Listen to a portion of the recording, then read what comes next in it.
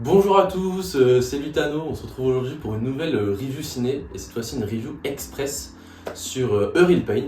Donc on va refaire un peu le même format que sur My Sunshine.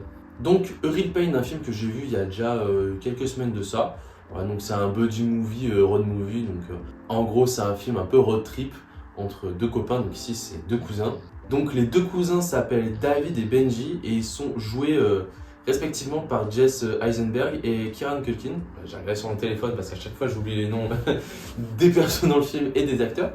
Bon, ces deux acteurs j'aime bien. Il y en a un qui avait joué dans Insaisissable et dans Social Network, là, le truc sur Facebook, et l'autre que j'ai vu uniquement dans Succession, qui joue très bien. C'est deux personnages assez différents, donc je trouve qu'ils jouent vraiment pas mal. Et son Oscar d'ailleurs pour le meilleur acteur secondaire masculin, il me semble que c'est ça le titre. Je trouve qu'il est vraiment bien mérité pour ce film-là. Je m'excuse d'avance si vous entendez des respirations un peu bizarres, voire des ronflements. C'est juste Lilou, l'énorme Golden Retriever, qui est juste là. Vous la voyez pas, mais elle dort en fait dans son canapé là, canapé panier. Et donc, si vous entendez des ronflements ou des trucs comme ça, c'est elle. Moi, c'est pas moi. Je peux rien y faire. Donc, on va commencer par la partie sans spoilers, comme d'habitude. Donc ce film, ça parle de quoi? En fait, c'est l'histoire de deux cousins qui vont faire un road trip en Pologne pour suivre un peu les traces de leur grand-mère qui était polonaise d'origine. Et donc en fait, ils sont juifs et leur grand-mère était juive et avait survécu au camp de concentration du coup en Pologne. Et donc c'est tout un rite initiatique là-bas parce que leur grand-mère est morte il y a pas longtemps. Et Benji lui était très attaché à sa grand-mère. Et donc David a fait un peu l'effort de préparer tout un road trip organisé par quelqu'un qui est un peu calé sur l'histoire de la Pologne et plus particulièrement de la Pologne juive. Donc ils vont passer dans plusieurs villes, voilà, faire différentes activités. Il y aura d'autres membres dans le groupe également, donc il y a des amitiés qui vont se former ou non. Il y en a qui vont avoir plus ou moins d'affinité entre eux. Donc voilà, c'est un peu le pitch global du film. C'est vraiment un film très détente, c'est émouvant et touchant, mais c'est très détente, ça change vraiment la plupart des films qu'on a un peu qui parlent de ce sujet-là, comme par exemple La Zone d'intérêt. Bon, c'est pas le même registre, mais d'accord, La Zone d'intérêt, c'est à des années-lumière comme film, c'est vraiment un chef-d'œuvre. Mais c'est beaucoup plus dur comme approche. Là, c'est vraiment un road movie. C'est un buddy trip, buddy movie. C'est vraiment fou. C'est zen, quoi. On se relâche, on vide nos émotions, on vide notre sac. Et j'ai vraiment beaucoup aimé ce film. En plus, les couleurs sont très chatoyantes. Que ce soit au niveau des habits, toujours des couleurs vives. On travaille sur les couleurs au montage après en post-prod qui est vraiment bien fait. Pareil, quand ils vont dans les villes et tout, il fait toujours très beau. Beaucoup cette nature un peu partout, quoi. Des fois, ils vont dans la forêt. Voilà, il y a un peu des plans avec le soleil qui passe à travers les feuilles et tout. C'est tamisé.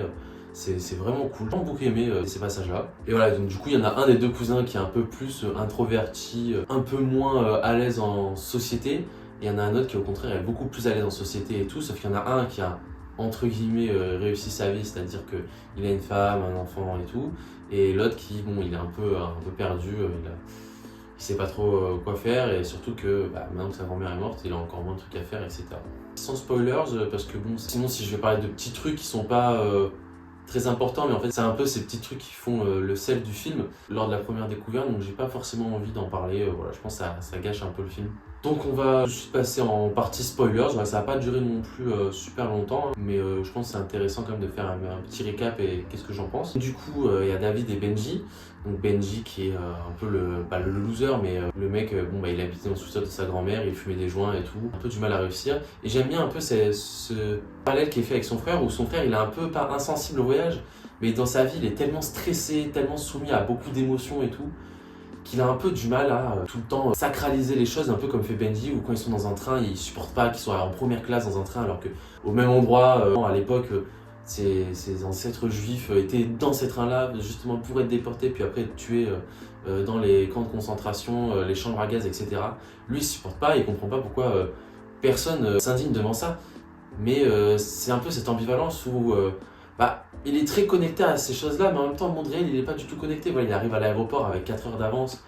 Parce que juste, il y a des gens bizarres et tout, il aime bien les regarder. Pareil, il attend après l'aéroport au lieu d'aller manger avec son cousin et sa famille et tout.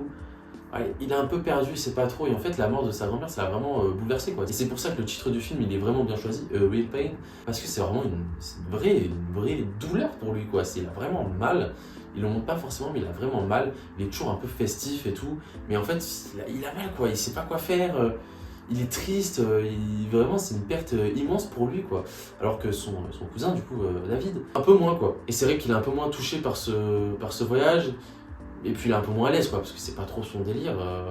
Voilà, il est un peu des fois tourné en ridicule par son cousin, mais en même temps il sait que c'est sa façon à lui de dire je t'aime, et que il a besoin un peu d'être mis un peu en avant, des trucs comme ça. Mais en même temps ils ont des petits moments de complicité dans le film où ils vont sur un toit fumer des sandwichs, des trucs comme ça. C'est pour ça que j'aime bien ce film quoi, c'est un peu détente, il y a des moments mignons, il y a des moments c'est touchant aussi, parce que du coup Benji avait fait une tentative de suicide après que sa grand-mère soit décédée. Et après il y a ce passage aussi quand ils vont dans le camp de concentration, voilà, il n'y a plus aucune musique. Ça parle quasiment plus, c'est très solennel. Tout le monde se met d'accord pour arrêter de parler. On a aussi pareil ce petit moment dans la forêt où ils vont dans les tombes juifs et tout, où Benji il dit au guide, ouais, est-ce que tu peux la fermer un petit peu quoi, parce que tu parles beaucoup trop, tu donnes beaucoup trop de chiffres tout le temps. Je pense qu'il y a des moments où il faut juste arrêter un peu de parler et d'être sur le moment présent. Et en fait c'est un peu ça ce personnage Benji, il va aider les autres à s'améliorer, mais lui il n'y arrive pas quoi. Lui il reste bloqué un peu. C'est un peu comme s'il donnait son énergie, mais que lui ça lui vide la sienne quoi. Après il sait plus trop quoi faire.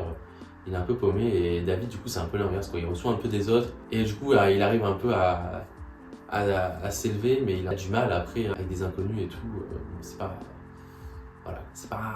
sa tasse de thé. Ouais, j'ai pas grand chose d'autre à dire sur ce film en spoilers ou sans spoilers, voilà, à part que la réal elle était pas mal aussi. La réal est classique mais juste, voilà, j'ai vraiment bien aimé aussi, les musiques c'était pas mal, voilà, il y a un peu du Chopin, et il me semble que Chopin est juif.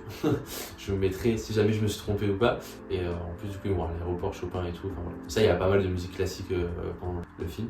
Donc voilà, sinon j'espère que je vous aurai donné envie d'aller voir ce film là, je crois qu'il est toujours au cinéma, j'espère. En tout cas c'est un bon film, sinon il est déjà dispo sur les plateformes de streaming en VPN, parce qu'il est sorti il y a déjà plusieurs mois aux États-Unis.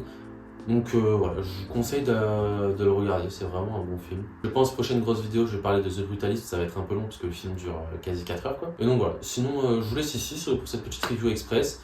J'espère que ça vous a plu.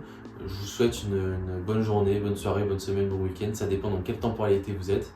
Et je vous dis à plus. Ciao!